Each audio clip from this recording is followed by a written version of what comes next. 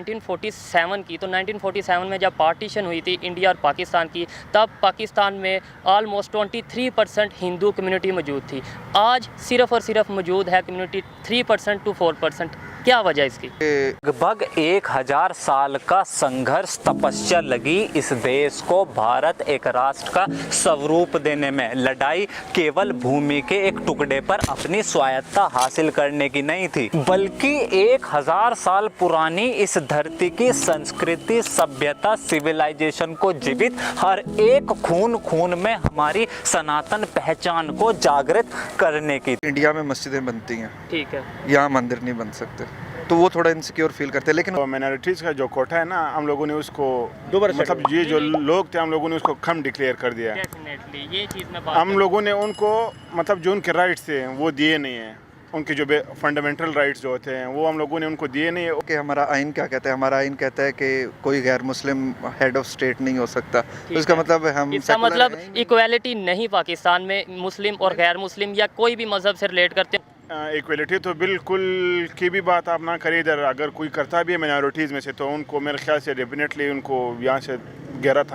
हम जीते जरूर एक राष्ट्र, एक पहचान के रूप में, लेकिन हम हार गए अपना अखंड भारत और उस अखंड भारत में समाहित अपनी सनातन पहचान को। टुकड़े हुए भारत के धर्म जनसंख्या के आधार पर अफगानिस्तान बना, पाकिस्तान बना, बांग्लादेश बना और जो कुछ शेष भारत बचा वो 1950 में इंडिया बन गया। 37 करोड़ की जनसंख्या, 84% हिंदू, 10% मुसलमान और 2 नामों के साथ यह देश आज़ाद हो गया। और केवल 70 साल के अंदर यह 37 करोड़ की जनसंख्या 137 करोड़ किया जाता है। हमें यह तासुर दिया जाता है कि इंडिया में, हिंदुस्तान में बहुत ज़्यादा तशद्दुद किया जाता है मुसलमानों पे, बहुत ज़्यादा उन पे जुल्म किया जाता है, फिर आबादी फिर दिन ब दिन। आपका नाम? अम्मार। अम्मार साहब क्या करते हैं? मैं एमफिल हिस्ट्री कर रहा हूँ, एमफिल टीचिंग भी कर रहा हूँ। एमफिल हिस्ट्री, ज़बरदस्त। कुदरती बात है, हमारा आज का टॉपिक भी हिस्ट्री के रिलेटेड है। कि मेरा आपसे क्वेश्चन ये है, जब इंडिया और पाकिस्तान सेपरेशन हुई थी, ठीक है, पाकिस्तान में कम्युनिटीज़ थी, जो हिंदू कम्युनिटी की तादाद थी ऑलमोस्ट 23-24% थी, अब वो रह गई है 3 to 4%। इसकी कम होने की क्या वजह? इसमें सबसे ज़्यादा मुल्क जो है इस्लाम के नाम पे बनाया गया था। हम देख सकते हैं कि 1953 में भी काफ़ी सारे जो मजहबी रिलीजियस रिलेटेड मुजाहरे वगैरह हुए, प्रोटेस्ट हुए हैं, तो इनसिक्योरिटी एक फ़ील की गई माइनॉरिटीज़ की तरफ से। तो 1950s का जो डेकेड था इसमें बहुत ज़्यादा माइग्रेशन दोबारा हुई है, लोग यहाँ से वापस गए हैं। उसमें यही चीज़ थी कि जो मजहबी जमातों का बहुत ज़्यादा रोल आ गया था पाकिस्तान की पॉलिटिक्स में, और एक बहुत ज़्यादा मतलब हम कह सकते हैं कि उस वजह से कंट्रोल उनका ज़्यादा आ गया था, जिसमें काफ़ी सारी वजूहात हैं। ख़ुसूसन अयूब के दौर में बहुत ज़्यादा इस चीज़ को जो है उलमा कराम की तरफ से सपोर्ट हासिल करने के लिए उनको बहुत ज़्यादा नाजायज़ जो है छूट दी गई। वो माइनॉरिटीज़ ने बहुत ज़्यादा इनसिक्योर फील किया उस वजह से, तो बहुत ज़्यादा जो है माइग्रेशन हुई है। इसका मतलब है पाकिस्तान सेकुलर कंट्री तो ना हुआ अगर इन बातों को देखा जाए? पाकिस्तान सेकुलर है ही नहीं, क्योंकि जनाब साहब ने कहा था हम इस्लाम के नाम पे बना रहे हैं। तो फिर हम जो कहते हैं कि हम सेकुलर कंट्री हैं और यहाँ पर हर मजहब को आज़ादी है। सबसे बड़ी चीज़ है कि हमारा आइन क्या कहता है? हमारा आइन कहता है कि कोई गैर मुस्लिम हेड ऑफ स्टेट नहीं हो सकता। तो इसका मतलब हम इक्वालिटी नहीं पाकिस्तान में मुस्लिम और गैर मुस्लिम या कोई भी मजहब से रिलेट करते हो, इक्वालिटी नहीं है। इक्वालिटी एज सच हमारे मज़हब ने दिया, लेकिन हमारा आइन नहीं देता। यही बात करना चाह रहा हूँ, मज़हब की तो हम बात ही नहीं कर रहे उस लेवल पे, या वो तो बात ही हो रहा है, वो उसको तो हम बिल्कुल 100% एक्सेप्ट करते हैं। लेकिन हम तो बात कर रहे हैं कि अपने पाकिस्तान में अगर बात की जाए, ज़ाहिर बात है, अगर हमारा आइन हमें इजाज़त नहीं देता कि हम किसी मिनॉरिटी में से, किसी मिनॉरिटी कम्युनिटी में से किसी को बनाएं अपना प्राइम मिनिस्टर, अपना प्रेसिडेंट, तो इसका मतलब है कि पाकिस्तान में कोई मिनॉरिटी से उठ के अपने आप को मनवा नहीं सकता, चाहे जितना भी टैलेंटेड हो। हाँ, वो बहुत कम रेशियो है, मतलब 0.001% से भी कम है। तो ये कोई मतलब तो आप सीधा ये कह देते ना होने के बराबर। हाँ, ना होने के बराबर, लेकिन है कुछ ना कुछ। अब दूसरे नंबर पे तस्वीर का दूसरा रुख ये है कि हिंदुस्तान की अगर बात की जाए, इंडिया की बात की जाए, वहाँ पे जब सेपरेशन हुई थी, जो मुसलमानों की तादाद थी, उसको अगर देखा जाए और अब देखा जाए तो बहुत ज़्यादा इंक्रीज़ कर गई है। उसकी क्या वजह? जबकि हमें ये तासुर दिया जाता है कि इंडिया में, हिंदुस्तान में बहुत ज़्यादा तशद्दुद किया जाता है मुसलमानों पे, बहुत ज़्यादा उन पे जुल्म किया जाता है, फिर आबादी फिर दिन ब दिन बढ़ती जा रही है। से शहरों की ओर लोगों का पलायन शुरू हो गया, स्लम्स ओवर क्राउडेड हो गए, चारों तरफ पोल्यूशन बढ़ गया, 50 नई बीमारियां आ गई, साफ पानी और खाने की किल्लत होने लगी और गरीबी अपने चरम पर पहुंच गई। ऐसा बिल्कुल नहीं था और है कि असामान्य जनसंख्या वृद्धि से होने वाले संभावित खतरों के बारे में किसी को ना पता हो। और आज भी रोजाना हर दिन लगभग 70,000 बच्चे पैदा होते हैं। मात्र 5 दिन के अंदर यह देश एक आइलैंड जितनी जनसंख्या पैदा कर देता। लेकिन आज भारत में जनसंख्या एक राष्ट्रीय सामाजिक समस्या नहीं बल्कि राजनीतिक सत्ता का स्वार्थ और अपनी संस्कृति सभ्यता को बचाने की एक आखिरी लड़ाई बन चुका है। सेंसस नहीं है, फिर भी अनुमान के मुताबिक आज 2021 में भारत की जनसंख्या 140 करोड़ पहुंच गई है। करीब 79% हिंदू बचे हैं जो पहले 84% थे और लगभग 15% मुस्लिम आबादी पहुंच गई है। जनसंख्या में यह जानना क्यों जरूरी है कि कितने प्रतिशत हिंदू, मुसलमान या बाकी धर्म है। अगर साधारण शब्दों में बोला जाए तो इस बात से क्या फर्क पड़ता है कि देश पे कौन मेजॉरिटी में है और कौन माइनॉरिटी है। 500 साल का समय लगा इस्लामिक रूलर्स को इस देश का हर छठा इंसान मुसलमान बनाने में। जब मुगल शासन खत्म हुआ तो भारत की लगभग 16% आबादी मुस्लिम हो चुकी थी। 500 साल में 16% और केवल 100 साल का समय लगा 1901 से 2011 अखंड भारत की 12% और आबादी को मुस्लिम बनाने में। आज 2021 अखंड भारत इंक्लूडिंग पाकिस्तान और बांग्लादेश जहां कभी 100% हिंदू थे, आज मात्र 65% हिंदू। ये ज्योग्राफिकल फैक्टर्स ज़्यादा हैं। हम अगर एक मिसाल है मुस्लिम लीग जिसने पाकिस्तान बनाया, वो 1922 तक पंजाब में उसका कोई नामो निशान नहीं था, वो सारी इंडिया से थी, मतलब बंगाल से हम कह सकते हैं।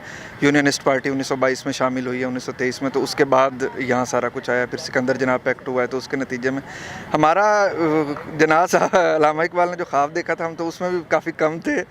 आप सच्ची सच्ची बातें कर रहे हैं। तो वहाँ जो असल हमारा मुस्लिम लीग का जो गढ़ था या उसकी जो बेस थी और मुसलमानों का, वो इंडिया ही था। इंडियन पंजाब हो गया या असम, बंगाल और वो इलाके हो गए। तो ये तो हमें मतलब वो by one get one free में मिला। पाकिस्तान में मुश्किल से 2% और बांग्लादेश में कुछ 8% हिंदू रह गए हैं। इन जगहों से हिंदू केवल खत्म नहीं हुए बल्कि दुनिया की सबसे पुरातन, प्राचीन और एकमात्र जीवित भारतीय सभ्यता इन जगहों से गायब हो गई। 1947 में देश आजाद हुआ और लगभग सारे हिंदू सिमटकर केवल भारत में रह गए और जब से देश आजाद हुआ तब से मुस्लिम जनसंख्या वृद्धि दर हमेशा हिंदुओं से ज्यादा रहा है। 2011 में भी जहां हिंदू जनसंख्या ग्रोथ रेट 17% थी, वही मुस्लिम 25%। अलहदा मतलब ये जिनके लिए अलहदा ये मुहिम चलाई गई थी, ये तहरीक चलाई गई थी, वो तो बांग्लादेश वाले थे, वो तो हो गए। वो वही देख लें कि आज मेजॉरिटी सीटों वाले मुजीबुर रहमान शामी के साथ क्या हुआ था और आज इमरान खान के साथ क्या हुआ है,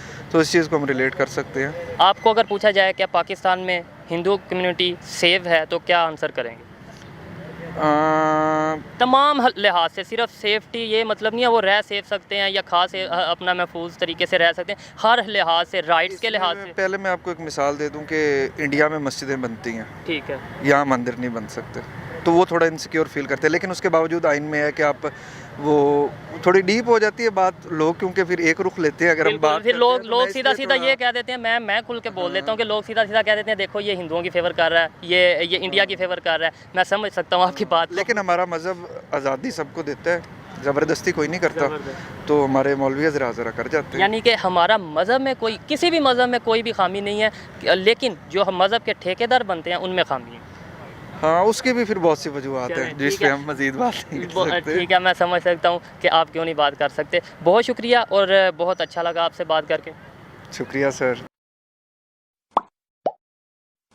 अगर नेशनल एवरेज देखा जाए तो हिंदुओं की 100 महिलाओं पर करीब 13 बच्चे और वहीं 100 मुस्लिम महिलाओं पर लगभग 16.5 बच्चों का औसत आता है। लेकिन अगर पूरे देश का ना देखें और कुछ खास राज्यों के आंकड़े देखें तो आंखें पूरी खुली और पिक्चर ज्यादा साफ दिखाई देगी। हरियाणा में 100 हिंदू महिलाओं पर करीब 13 बच्चे और वहीं 100 मुस्लिम महिलाओं पर 22 बच्चे। अंतर 9 बच्चों का है। असम में यह अंतर 7 बच्चों का है, केरला में 6, फिर Jammu Kashmir, Bengal and so on pattern यही सेम मिलेगा। अगर इस अंतर से किसी राज्य की जनसंख्या पर क्या फर्क पड़ता है यह देखना है तो देश का सबसे एडवांस्ड पढ़ा लिखा राज्य केरला के 26% मुस्लिम, वहाँ के 55% हिंदुओं जितनी आबादी पैदा कर रहे हैं। अली अब्बास क्या करते हैं? मैं MBA कर रहा हूँ IBA से, IBA पंजाब यूनिवर्सिटी से। IBA पंजाब यूनिवर्सिटी से आप MBA कर रहे हैं। तो मैं आज बात कर रहा हूँ मिनॉरिटीज़ के हवाले से जो इंडिया में है ये और पाकिस्तान में है। पाकिस्तान में हिंदू मिनॉरिटी उसकी बात कर रहा हूँ और इंडिया में जो मुसलमान हैं उनकी बात कर रहा हूँ कि कितनी आबादी कितने % उधर मौजूद है। अगर बात की जाए 1947 की तो 1947 में जब पार्टीशन हुई थी इंडिया और पाकिस्तान की, तब पाकिस्तान में ऑलमोस्ट 23% हिंदू कम्युनिटी मौजूद थी। आज सिर्फ़ और सिर्फ मौजूद है कम्युनिटी 3% to 4%। क्या वजह इसकी?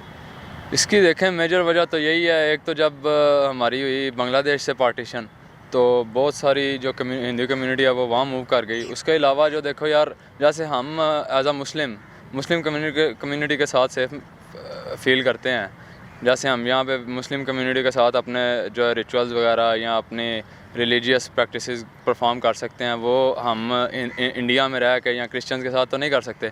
इसीलिए हिंदू जो हैं वो भी ये चीज़ सोचते हुए कि भाई हमें यहाँ मजहबी आज़ादी में भी, वैसे उन्हें इतना कोई मसला नहीं है यहाँ पे, लेकिन उनको ये लगा कि भाई हमें मजहबी आज़ादी यहाँ पे नहीं होगी तो वो माइग्रेट करते गए।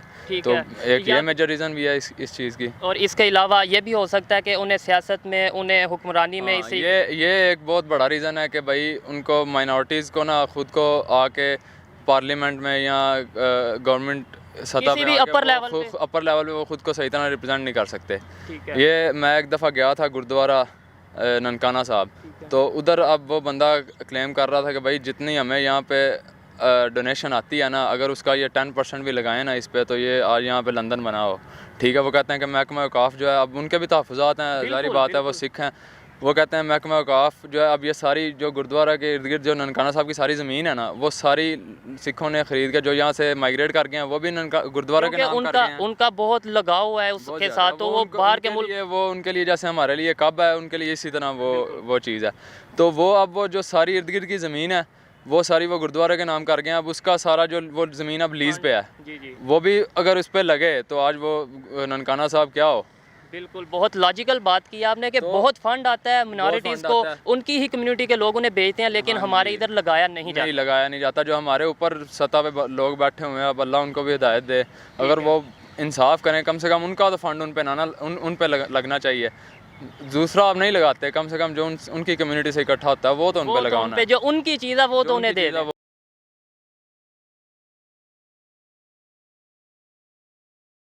भारत में सबसे ज़्यादा मुस्लिम आबादी वाला राज्य उत्तर प्रदेश है। गाजियाबाद, मुरादाबाद, मेरठ, मुजफ्फरनगर, सहारनपुर, बिजनौर, जिसे मुख्यतः वेस्ट यूपी वाला क्षेत्र कहते हैं। 1961 में 30% मुसलमान थे और आज 2011 में 41% मुस्लिम आबादी पहुंच गई है। अगर इस क्षेत्र के कुछ शहरों पर नजर डालोगे, जैसे कैराना, खतौली, बागपत, पुरकाजी, देवबंद, तो दुनिया में 30 सालों के अंदर ऐसा जनसंख्या परिवर्तन शायद ही कहीं हुआ होगा। यह असामान्य जनसंख्या परिवर्तन केवल वेस्टर्न यूपी तक सीमित नहीं है। हरियाणा का मेवात, उत्तराखंड का हरिद्वार, बिहार का पूर्णिया, झारखंड का सांथल परगना, बंगाल का मालदा, मुर्शिदाबाद, आसाम का गोलपारा, नागांव, केरला का मल्लापुरम और कर्नाटका का दक्षिण कन्नड़ा, ये सब भारत के वो क्षेत्र है जहाँ हिंदू खत्म होते होते आज अल्पसंख्यक हो चुका है या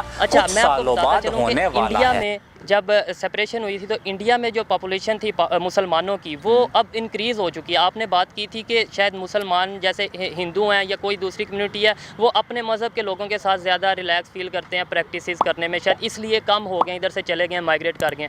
फिर इंडिया में क्यों नहीं कम हुए? इंडिया में मुसलमानों की आबादी क्यों बढ़ गई है? इंडिया में आपको पता है कि मुसलमानों की आबादी इस टाइम शायद पाकिस्तान में मौजूद मुसलमानों की आबादी से ज़्यादा है। नहीं, ये चीज़ तो मैंने कुछ दिन पहले सर्च किया था कि इंडिया में तकरीबन 20 मिलियन मुस्लिम्स हैं, लाइक 19 मिलियन समथिंग है, और पाकिस्तान में 22 मिलियन 21 है, क्योंकि बाकी दूसरे राउंड अबाउट हैं। तो ऑलमोस्ट सेम ही है ना। ऑलमोस्ट सेम है। उसकी एक तो तादाद बढ़ने की वजह यह है कि अब यहाँ पे भी जब पार्टीशन हुई थी तो 6 करोड़ मुसलमान था पाकिस्तान में, ठीक है। वो आबादी जो ये 60-70 साल में बढ़ी, इसी तरह वहाँ पे भी ज़ाहिर बात है बढ़ी होगी। तो फिर जो पाकिस्तान में हिंदू मौजूद थे, सॉरी मैं आपकी बात कर रहा हूँ, जो पाकिस्तान में ये मिनॉरिटीज़ हिंदूज़ मौजूद थे वो भी बढ़नी चाहिए थी ना। जब पाकिस्तान बना था तब लेट्स सपोज अगर 100 थे तो अब तो 1000 होने चाहिए थे, तो वो 100 थे, वो रह गए 10 और हमारी कम्युनिटी बढ़ गई। ऐसा बिल्कुल नहीं है कि असामान्य जनसंख्या वृद्धि ही ये हो रहे क्षेत्रीय धार्मिक जनसंख्या परिवर्तन का केवल एकमात्र कारण है। रिलीजियस कन्वर्जन का नाम सुना है? पूरा नॉर्थ ईस्ट इसी का उदाहरण है। 1951 में नॉर्थ ईस्ट के अंदर 30% क्रिश्चियन आबादी थी, जो 2011 में डबल होकर 63% से ज्यादा हो गई। मेघालय राज्य में यह आबादी 25% से 75% पहुंच गई है। मणिपुर में 12% से 42% और नागालैंड में 46 से 88% पर क्रिश्चियन पॉपुलेशन आ गई। बांग्लादेश की वजह से मेजर रीजन तो वो था ना कि बहुत सारी कम्युनिटी जो है वो माइग्रेट कर गई, ठीक है। दूसरा जो उनको तहफ़्फ़ुज़ात थे, जो कि ऐसा नहीं है, ठीक है। अब लेकिन उन्हें ये लगा कि भाई इधर हमें, अब हमारे साथ भी बहुत सारे हिंदू पढ़ते हैं, हम उनके साथ, उनको क्या कहते हैं, हमारे साथ खाना खाते हैं। हमारा क्लासमेट था एक, हमारे साथ भी पढ़ते हैं, बलूचिस्तान से है वो। अब बलूचिस्तान जैसे रीजन में आप इमेजिन कर सकते हो कि उस जैसे रीजन में कोई नॉन मुस्लिम जो है वो सर्वाइव करे, तो वहाँ पे लोग उसे नहीं कुछ कहते, तो फिर बाकी पाकिस्तान में क्या। लेकिन आपकी बात से ये लगता है कि कहीं ना कहीं इशू तो है मिनॉरिटीज़ को, जैसे उनके फंड खा लिए जाते हैं। हाँ, जैसे आपने कहा बलूचिस्तान जैसे रीजन में वो सेव है, इसका मतलब बलूचिस्तान में कुछ ना कुछ इशू तो है। ज़ाहिर बात है कुछ ना कुछ। अब एक्सट्रीमिज़म तो है ना, वो नहीं सर्वाइव करने देंगे या नहीं करने देते कुछ लोग। कुछ लोगों का अब 5-6 उंगलियां बराबर नहीं होती। अच्छा, एज ए पाकिस्तानी, लेकिन हमारे पास ये है कि हमें जो इस्लाम है ना वो कहता है कि भाई आपकी अगर बीवी भी क्रिश्चियन है ना तो आप उसको उसकी इबादतगाह जाने के से ना रोको, अगर आपकी बीवी क्रिश्चियन है।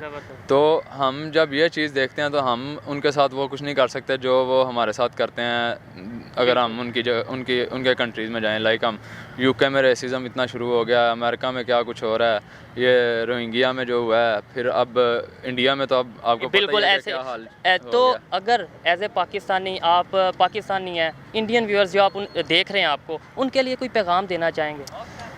इंडियन व्यूअर्स के लिए पैगाम पहला तो ये है कि भाई इंसानियत सबसे बड़ी चीज़ है, ठीक है। सबसे पहले आप ये छोड़ दो कि मुसलमान हैं या हिंदू हैं या कुछ भी, आप वो वैसे छोड़ चुके हैं। लव का पैगाम दें कोई। लव का पैगाम यही है कि भाई हम एक ही मट्टी थी हमारी, ठीक है। हमारे बाप दादा पहले एक थे, अब तो खैर सेपरेट हो चुके हैं। लेकिन यह है कि हमें आपसे कोई मसला नहीं, आप हमारे से कोई मसला। हमें आपसे मसला ना आपको हमसे मसला होगा। मसला किन को है? हमारी ये जो अमेरिका वाले हैं उनको मसला है कि वो कहते हैं कि ये लड़ते रहें और हमारा असला ख़रीदते रहें। ये दोनों लड़ते रहें, जब तक हम लड़ेंगे उनका कारोबार चलेगा और उनको कमाई होगी। बस बहुत शुक्रिया, ये बड़ा मसला सबसे। बहुत अच्छा लगा आपसे बात करके और बहुत लॉजिकल बातें आपने की, बहुत शुक्रिया। अरुणाचल प्रदेश, जहां यह धार्मिक परिवर्तन सबसे जोरों पर है, 1981 में केवल 4% क्रिश्चियन आबादी थी और आज केवल 30 साल के अंदर 2011 में 30% आबादी क्रिश्चियन बन चुकी है। ये वहम और झूठ दिमाग से निकाल दो कि 1947 का पार्टीशन धर्म, भाषा और एथनिसिटी के आधार पर भारत का आखिरी बंटवारा था। आजादी के बाद भी भारत के अंदर जब कभी भी कोई भाषा, एथनिसिटी या धर्म असामान्य रूप से बढ़ा है या मेजोरिटी में आया है, हर बार उस जगह को एक अलग हिस्सा बनाया गया है। चाहे वो बिहार से झारखंड बना हो, मध्य प्रदेश से छत्तीसगढ़, उत्तर प्रदेश से उत्तरांचल, हरियाणा की मेवात डिस्ट्रिक्ट, केरल की मल्लापुरम, महाराष्ट्र में अकोला एंड मैनी मोर। मकसद किसी खास विशेष धर्म समुदाय के खिलाफ नफरत या द्वेष पैदा करना नहीं है। वोट का अधिकार होना, किसी जगह की सिटीजनशिप या नागरिकता होना, घर या जमीन होना। फरीद बलोच। फरीद बलोच, बलोचिस्तान से बिलोंग करते हैं? जी हाँ, डेरा बुगटी से बिलोंग करता हूँ, बलूचिस्तान। ठीक है, अच्छा, बलोचिस्तान के हवाले से भी आपसे बात करेंगे। पहले तो ये बताएं कि आप लाहौर में मौजूद हैं, लाहौर में क्या करते हैं? यहाँ पे मैं पंजाब यूनिवर्सिटी में स्टडी कर रहा हूँ, IER डिपार्टमेंट में मास्टर कर रहा हूँ। IER डिपार्टमेंट में मास्टर कर रहे हैं। अच्छा, हमारा आज का टॉपिक ये है बलोच साहब, हमारा टॉपिक ये है कि अगर बात की जाए जो कम्युनिटीज़ हैं पाकिस्तान में, मिनॉरिटीज़ हैं, हिंदू हैं और इस तरीके से दूसरी हैं, वो जब 1947 में सेपरेशन हुई थी इंडिया और पाकिस्तान की, तब अगर बात की जाए 23% ऑलमोस्ट हिंदू पाकिस्तान में मौजूद थे। आज सिर्फ 3%, 4%, एक रफ आइडिया के मुताबिक 5% लगा लें, इतने मौजूद हैं। इतने कम हो गए हैं, क्या वजह है? कम होने का और बढ़ने का हमें तो ये नहीं पता, लेकिन इतना कह सकते हैं कि जो आपका मज़हब है आप उसको फॉलो करें। बिल्कुल, बस बात क्लियर है। नहीं, वो तो ठीक है, डेफिनेटली हर एक को अपने मज़हब को फॉलो करना चाहिए, लेकिन मेरा क्वेश्चन ये है कि पाकिस्तान में हिंदू कम्युनिटी कम क्यों हो गई है? उसकी रेशो, उसकी तादाद कम क्यों हो गई है? क्या वजह समझते हैं आप? क्योंकि जैसे कि आप हिंदुस्तान आपके आगे, वहाँ मार पिटाई चल रहा है उसके ऊपर, मुसलमानों के ऊपर, ठीक है, तंग कर रहे हैं। लेकिन हमारा ये है कि हमारे पास मुसलमानों के पास इंसानियत है, हम इनको मारते तो नहीं हैं, लेकिन मुसलमान हैं, लेकिन वो खुद अपने फॉरेन कंट्री जो गैर मुस्लिम हैं उनको देख के यहाँ से भागने की कोशिश करते हैं। नहीं, आपने बोला है कि हिंदुस्तान में मार पिटाई हो रहा है मुसलमानों पर, लेकिन आपको मैं ये बताता चलूँ कि हिंदुस्तान में जब सेपरेशन हुई थी तब जितने मुसलमानों की तादाद थी अब उससे कई गुना ज़्यादा है। इवन पाकिस्तान के बराबर हिंदुस्तान में मुसलमानों की तादाद है। अगर मार पिटाई होती या तशद्दुद होता तो तादाद कम होती, ना कि बढ़ती। पाकिस्तान में तादाद कम हुई है और आप कह रहे हैं हम उनसे प्यार करते हैं। अगर प्यार किसी से कोई करता हो तो उसका यहाँ से जाने का दिल करेगा? मैंने तो इंसानियत के हवाले से बोला है कि मैं प्यार करता हूँ। नहीं, लेकिन रियलिटी के हवाले से भी बोले ना, वो तो डेफिनेटली। देखिए, रियलिटी तो ये है कि अभी जो हिंदुस्तान के बारे में मैंने जो आपको जवाब दिया ना, जी जी, वहाँ तो मारपीट चल रहा है, लेकिन अगर मैं बताता हूँ। जी बताएं आप। हाँ बताओ। ये जो माइनॉरिटीज़ का जो कोटा है ना, हम लोगों ने उसको दोबारा मतलब ये जो लोग थे हम लोगों ने उसको कम डिक्लेयर कर दिया। डेफिनेटली ये चीज़ में हम लोगों ने उनको मतलब जो उनके राइट्स थे वो दिए नहीं हैं। उनके जो फंडामेंटल राइट्स जो होते हैं वो हम लोगों ने उनको दिए नहीं, और जो कुछ लोग थे हम लोगों ने उनको प्रेस कर दिया। ठीक है, इवन इधर तक भी है कि पाकिस्तान में कोई भी मिनॉरिटीज़ में से ना कोई प्राइम मिनिस्टर बन सकता है, ना प्रेसिडेंट बन सकता है। इसका मतलब है इक्वालिटी नहीं। इक्वलिटी तो बिल्कुल की भी बात आप ना करिए। इधर अगर कोई करता भी है माइनॉरिटीज़ में से तो उनको मेरे ख्याल से डेफिनेटली उनको यहाँ से गहरा तंग किया जाता है। और लोग रेशो इस वजह से कम होते जा रहे हैं कि लोग खुद देख रहे हैं कि भाई हमारे साथ इधर जुल्म हो रहा है, ज़्यादती हो रहा है। ज़रूरी नहीं कि उनको तशद्दुद करें। बिल्कुल, ये कुछ लोग कहते हैं उनके ऊपर उनके साथ इंसाफ नहीं हो रहा, तो वो ये समझते हैं शायद मार पिटाई हो रही है। मार पिटाई मतलब नहीं, उन्हें राइट्स नहीं दिए जाते। मार पिटाई, ये राइट्स भी मार पिटाई से सबसे ज़्यादा ये एक अहम चीज़ है। समझा जाए, जिन लोगों को इनके अपने राइट्स फंडामेंटल जो होते हैं, बेसिक राइट्स जो होते हैं वो नहीं मिल रहे हैं, तो मेरे ख्याल से ये भी किसी तशद्दुद से कम नहीं है। तो इस वजह से ये लोग जो आए थे एक सोच के आए थे कि हम लोगों को यहाँ पे कुछ उधर से ज़्यादा मिलेगा, लेकिन अफसोस के साथ कहना पड़ रहा है कि वो वापस चले गए। और हमें ऐसा नहीं करना चाहिए था, उनको अपने साथ रखना चाहिए था ताकि बाकी दुनिया को भी पता चल जाता है। तो पीस तो बिल्कुल भी नहीं है यहाँ पे। आज़ादी नहीं है। ऐसे बहुत देश है जहां ये आज़ादी, ये राष्ट्रीयता, ये नागरिकता बिकाऊ है और लोग खरीदते हैं किसी दूसरी बाजारू चीज की तरह। लेकिन भारत मात्र एक देश नहीं है, एक राष्ट्र है। इसकी अपनी संस्कृति, परंपरा, अपनी सभ्यता रही है जो सदियों से इस मिट्टी की भूमि में समाहित हर पल आजाद रही है, जो कभी न बिकाऊ थी न है और भविष्य में भी हमेशा गौरवान्वित रूप से धड़ ऊपर कर हमेशा प्रज्वलित रहेगी। इसलिए इस बात से फर्क पड़ता है कि देश में कौन मेजॉरिटी में है और कौन माइनॉरिटी, क्योंकि यह इस देश के बहुसंख्यक हिंदुओं का कर्तव्य है, दायित्व है, प्रतिबद्धता है कि भारत राष्ट्र की इस प्राचीन सभ्यता को सस्वरूप जीवित और आने वाली पीढ़ी के लिए इससे भी आकर्षक रूप में छोड़कर जाए। असफल रहा है इस देश का बहुसंख्यक हिंदू, इसलिए यह भारत राष्ट्र आज अपने कई हिस्से गंवा चुका है और शेष भारत के अभी मुश्किल से 70 साल ही हुए हैं। और यहाँ आज हमारी मिसाइल्स का नाम ब्रह्मोस है, टैंक अर्जुन है, सैटेलाइट्स आर्यभट्टा है, युद्धपोत विक्रमादित्य है, खेल पदक अर्जुन अवार्ड है और सबसे बड़ा सम्मानित पुरस्कार भारत रत्न है। यही संस्कृति है इस देश की। और भाई ने ये बोला है कि राइट ना मिलने का मतलब ये नहीं है कि मार कुटाई होती है, इसका मतलब ये भी होता है कि उन्हें उनके हकूक नहीं दिए जाते, उन्हें इक्वालिटी नहीं दी जाती, जो कि मार कुटाई से भी ज़्यादा बुरी बात है। और as a Pakistani Indian viewers जो आपको देख रहे हैं, उन्हें कोई पैगाम प्यार भरा? उन्हें मेरा यही पैगाम है कि हम लोग जो आप लोगों से, उन लोगों से रिक्वेस्ट है इंडियन से कि जो आप लोगों के साथ हमारे मुसलमान भाई रह रहे हैं, एवन जो भी रह रहे हैं, इंसान तो हैं सारे, उनके साथ आप जो इंसानियत के नाते आप उनके साथ अच्छा बर्ताव करें, जो एक इंसान के राइट है इंसानियत के लिए वो उन्हें दें, और बाकी जो जुल्म है इनके ख़ात्मे के लिए कुछ आगे बढ़ें। भाई ने बहुत खूबसूरत तरीके से, बहुत सुलझे तरीके से इस बात को एक्सप्लेन किया। हमें भी चाहिए कि हम जो हमारे यहाँ पे कोई भी कम्युनिटी से ताल्लुक़ रखते हैं, मिनॉरिटी, चाहे वो हिंदू हैं, चाहे वो ईसाई हैं, चाहे वो सिख हैं, हम उनका ख्याल रखें, उन्हें उनके इक्वालिटी बेसिस पे उनके साथ काम करें, उनके साथ वर्क करें। और इंडिया वालों को भी चाहिए कि वो हम मुसलमानों का ख्याल रखें, अगर रखते हैं तो और मज़ीद ख्याल रखें। आज की वीडियो कैसी लगी है मुझे कमेंट में ज़रूर बताइएगा। मिलते हैं नेक्स्ट वीडियो में एक और अच्छे टॉपिक के साथ, तब तक के लिए।